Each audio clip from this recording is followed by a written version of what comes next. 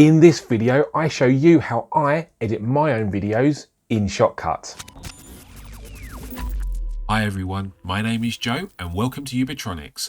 On this channel, I show you how to use open source software. Today, I'm showing you how I edit my videos and the 5-step process that I follow every single week to create YouTube content. So to start off, I think it's important that you understand what this 5-step process is. So I'll show you a very quick overview of what I do every single week. The steps that I follow are research, prepare, record, edit, and release. Now, the majority of this video will be focused on the edit phase, but I will start at the beginning so you can follow through and copy the full process as you see fit. So the first phase, research, is finding the title ideas and the content that you're going to create. And the reason that this is such an important phase, and one that I do every single time, is that you do not want to create a video that no one is searching for. So you can use quite a few different tools here. The one that I would like to suggest today is answerthepublic.com. You've probably heard of it before. Effectively, you get 3 searches, so make sure you don't waste them, but you get 3 searches and you type in your topic and then click search, and the website will bring back a list of questions that people are asking in relation to that topic. If you've just started out, then this is a great place to start. And if you're a little bit more advanced, then consider using a similar process, but with Google Trends and with the Google search engine itself. As I say, I'm just going over a very top overview. I'm not going to go into the details right now, but if you would like more help and more information on any of this stuff, then visit my website and I have a number of different training courses that might be able to help you. So moving into the prepare phase, once you've got a title idea, maybe you've even written down multiple title ideas, you want to prepare your script, or at least what you're going to say, a bullet point outline. And the idea for the prepare phase is to leave no question unanswered. You're going to know exactly how you're going to record all of your content, where it's going to come from, how much it's going to cost, and the time it's going to take. By the time you enter the next phase, you do not want any question marks left at all. I use monday.com for my organizational planning, video lists, and outlining. And for me, I find the free tier is absolutely fine. You may want to consider a paid subscription, but really, I've been doing this for quite a while now, and I haven't found any problems with the limitations that the free tier gives you. I'll leave a link in the description below in case that's of interest for you. Now we're ready to record our video, and with all the planning and prepping and research that we've already done, we should know exactly how we're going to record, what we're going to record, what we're going to say, and everything that needs to be done on that day of recording. If you're like me, then you have to set up all of your recording gear, especially to record.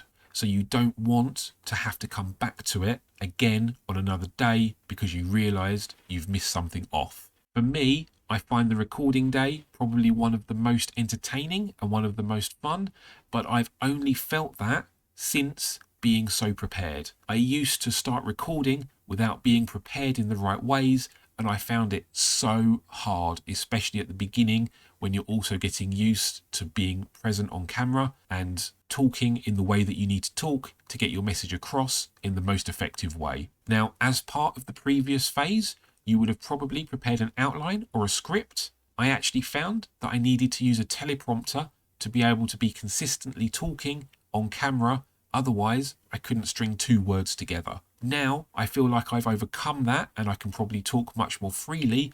However, for those of you that are struggling in a similar way, then I would consider investing in a teleprompter. And they're not the cheapest of things, but it did really move the quality of my videos to the next level. There's also a lot of other things to consider, like lighting and audio quality. So don't take this phase as gospel. It really does need some thought, and when you come into it, you're probably going to find that you want to improve yourself as an individual in terms of how you present on camera, but that's absolutely fine to start with. Just create it, just put it out there. Don't hold back. Make it messy and know that you're not going to be putting your very best stuff out there as you first start off. No one will mind. The way that I overcome this was really to tell myself that this is my benchmark to get better at. If this is the worst it's going to get, then it can only get better from here.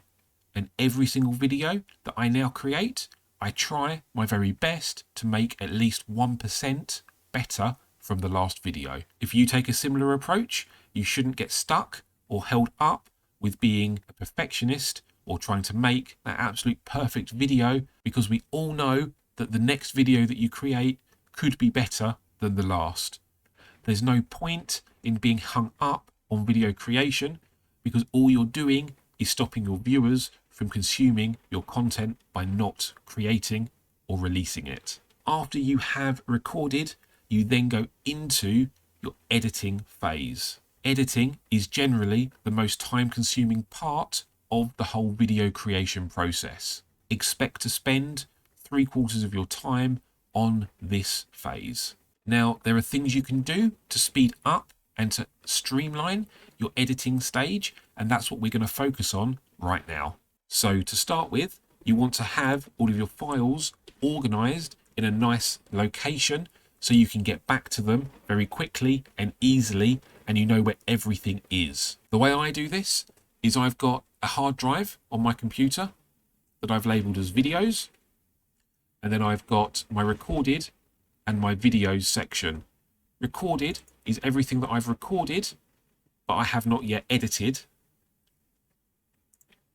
and my videos are where I've planned out and I've put all of my edited videos, or are still currently working on. So if I go into these videos files, and then I've labeled mine out, so I've got a couple of different channels that I work on, and my main channel, Ubitronics, is here. I've then got my main topics within the channel. These will grow over time, but these are what I'm focused on right now. And you'll also notice that I've got a reusable folder. This reusable folder I create for every single channel that I manage, and effectively what this is a set of template files that you reuse again and again to streamline your process. If you're just starting off, you may not have a template yet, but effectively you want to get to this stage where you've created a template, so you don't need to create the same resources again and again every single time you're making a video. That might not make too much sense right now, but go with it with me for now, and it will definitely make sense in a few minutes time. Okay, so if I go into my reusable folder, these are all of the things that I use on a regular basis within the one folder. So I know exactly where to go and where to find all of the resources that I might need for Ubitronics. This video template file is probably one of the most important ones, and what I do is I single click and copy, and then come back, and the video that I'm going to demonstrate with today is an Audacity video. So I go into Audacity, I paste that template folder into the location. Whilst I'm working on a video, I call it WIP, work in progress. I then label it as the video title. The video that I'm going to be working with today is how to record audio in Audacity. I then go into this file, and as you can see, I've got lots of stuff already prepared in here. We're not going to go over how to create a video template today. However, I do have another video on that, which I'll leave a link in the description below for you in case you need to create your own template. So for this template, I bring in lots of folders and files, and I don't actually need all of them. So for this particular video, I do not need the presentation template or the shorts thumbnail. I do need the main thumbnail and the main video template file. So I'm going to delete the ones that I don't need and then rename the template files to something that makes more sense for this particular video. Okay, and the reason that I do that is because once you open this up, if I open this up now, it's going to call the file how to record audio in Audacity. Otherwise, you'd be left with a million different video template files, and you're not going to know which one to open in your recent list in Shotcut or any other program if they're all called the same thing. So I do spend the time just renaming everything. And once I open it, if I go to my playlist, you'll see that I've already got a few things in my playlist that I didn't actually import, but that was the template file bringing all of the files in that I'm going to need for this video. Now, as you can see, the things that aren't there are the actual video files themselves. These are all of the template files, and that's everything I need to create and finish my template, but I need the actual content for this video. So I'll go back to my videos, go into recorded, and this is where I keep all of my raw, unedited content. And this is the video that I'm recording right now, but these are the 2 clips that I need to create the video that we're looking at today. So I'm going to cut that out of there, and I'm going to go into my videos folder, Ubitronics, Audacity, into my whip how to record audio in Audacity, and then I'm going to paste my video files in here. They'll paste in, and now I'm going to drag them into Shotcut. I now have absolutely everything I need in Shotcut and in the right file location. If I ever need to get back to this set of videos and edit it for any reason at all, it's all contained in its own folder, labeled the right thing, and the only change that I'll make is when I've finished, I will change the whip and get rid of that because it's completed. Me personally, I think this probably saves me, this template will save me about an hour's worth of work per video. Now, over time, that does add up. So if this template takes you maybe 2 to 3 hours to create, and then you're saving an hour per week on your video, it's really well worth doing. Okay, so now we're right ready to edit our video in Shotcut. So for those of you that have seen my videos before, you'll know that I follow a very similar process each time, and that is a hook right at the very start. That's me talking on camera, trying to explain exactly what this video is about within the first kind of 5 to 10 seconds of the video starting. I then move to a bumper, which is my little logo of my business. That then fades out, and I go to the introduction, which is me talking, sometimes on camera and sometimes with a screen recording going on. Towards the end of the video, I then have the outro and then the end screen, which is specifically for YouTube. So that's a very quick overview of what I'm going to do today. And the first thing is the hook. So this is my hook video. I'm going to drag that into the timeline. Now, I made quite a few different versions of this, and I know that the first few are not very good. So you can see me in action here, not doing a very good job.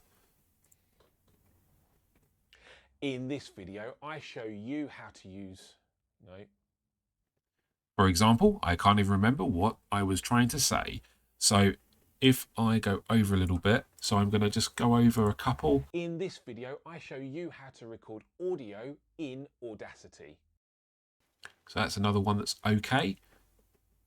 In this video, I show you how to record audio in Audacity. Okay, I might use that one actually. So I'm going to cut it there. I know that I'm going to fade into the bumper, so I want to leave just a little bit of gap here. It's only a little bit, but just a small amount of gap so you can fade in without it overlapping too quickly. Okay, now I know that I don't want that bit, so I'm going to delete it. And I know that I don't want that bit, so I'm going to remove it. Out of that whole video clip, that's all I want for the start. And I know from experience that I now need to detach the audio from the video. The reason that I'm doing that is because if I now drag in the bumper, and what I'm going to do is I'm going to do a transition over. Well, what that will do is we'll fade out the audio as well as the video. And what I want is the video to transition, but I do not want the audio to transition.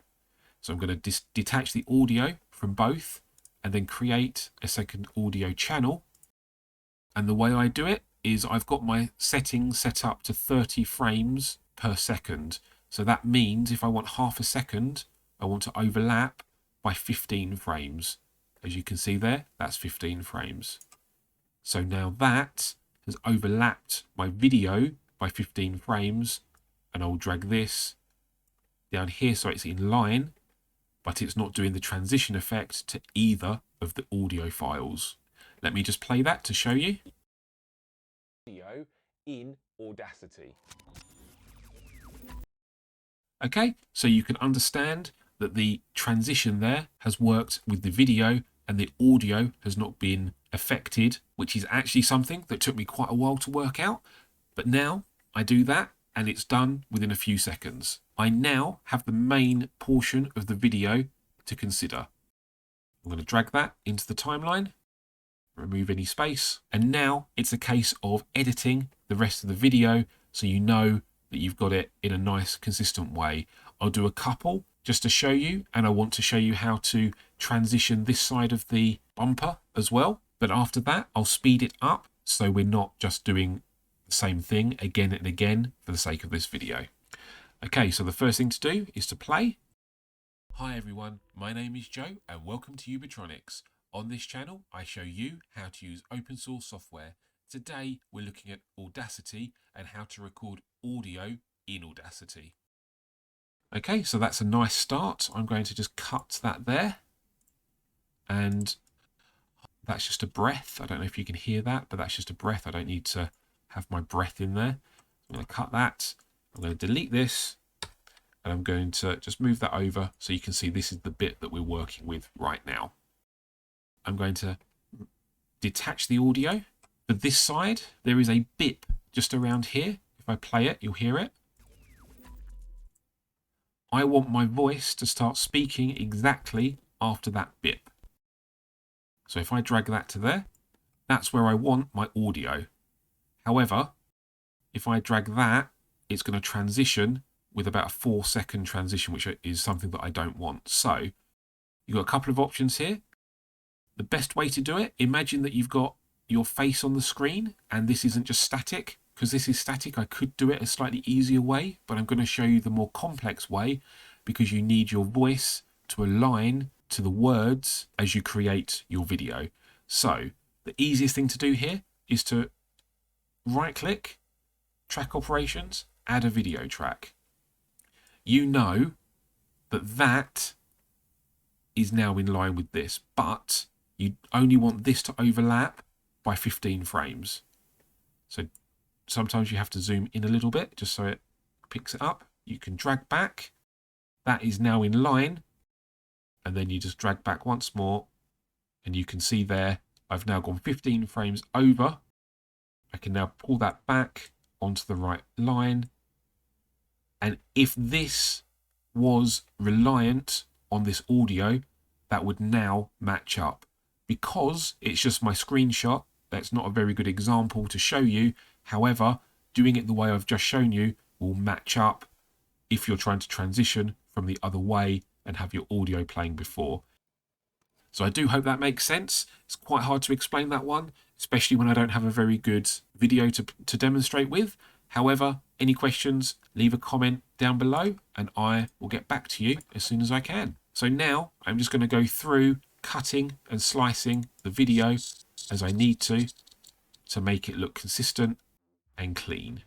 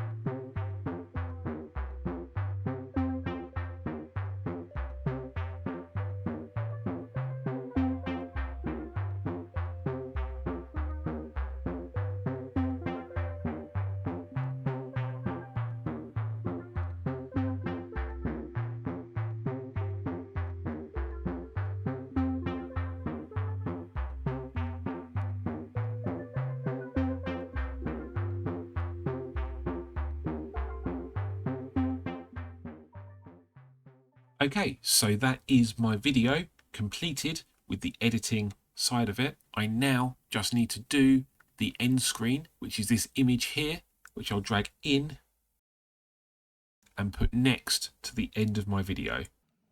Now the same audio issue applies here. If we do a transition in, which is what I want to do, you will then affect the audio as well. So I can right click, detach audio, and now when I bring this in, and I always do this by 1 second, the outro, that will no longer change the audio. So if I now play, and I'll see you in the next video. You can see that the audio does not fade out whilst the image does fade. I also need to make this a little bit longer, which I always set at 7 seconds. And now my video is ready to export. Before I export, I'll save it just in case anything happens. And then I'll click onto export. And in case you're wondering, I have 4K set up on here as an MP4, which is exactly how YouTube likes it. So I click export file. It finds the right location because of the place where we open the file from. And now I can just click save. And that is the editing process completed for a video in Shotcut. The last phase of the full process is the release phase. So once this has finished exporting, it will then be ready to upload onto YouTube or any other social platform where you may want to share it. I won't go over all the details for that today because I think I've given you everything you need to actually edit videos. However, I did mention it before, but if you're needing extra training on any of this stuff, then do consider going to my website and having a look at the training packages that I've got there. Otherwise, have a good time, good luck with your videos, and I'll see you in the next one.